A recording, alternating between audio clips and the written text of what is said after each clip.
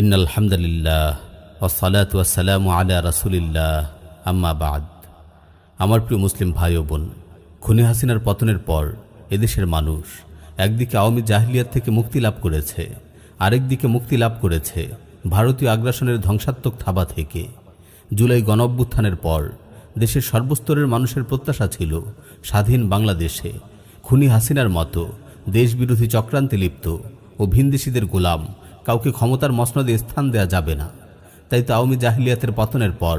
জুলাই গণঅভ্যুত্থানে নেতৃত্ব দানকারী ছাত্র জনতা এমন লোকদের ক্ষমতার মসনদে বসাতে চেয়েছিল যারা সত্যিকার অর্থে দেশের মানুষের কল্যাণার্থে কাজ করবে এবং ভারতের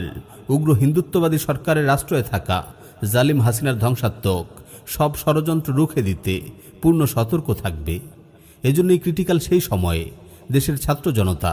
ডক্টর মোহাম্মদ ইউনূসকে প্রধান করে অন্তর্বর্তীকালীন সরকার গঠনকে মেনে নিয়েছিল। ইউনূস সরকারের কাছে ছাত্র জনতার প্রধান চাওয়া ছিল দ্রুততম সময়ে আওয়ামী জালিমদের বিচার নিশ্চিত করা, গুম খুনে অংশ নেওয়া পুলিশদের অপসারণ ও বিচার করা, পুরাতন সিন্ডিকেট ভেঙে প্রশাসনে সংস্কার করা, ভারতীয় আধিপত্যবাদ থেকে দেশকে মুক্ত রাখার লক্ষ্যে ভারত পূজারীদের শক্ত হাতে দমন করা এবং আওয়ামী জাহিলিয়াতের মতো সকল ফেসিবাদকে নির্মূল করে দেশে শান্তি শৃঙ্খলা প্রতিষ্ঠা করা। কিন্তু দুঃখজনক হলেও সত্য, ইউনূস সরকার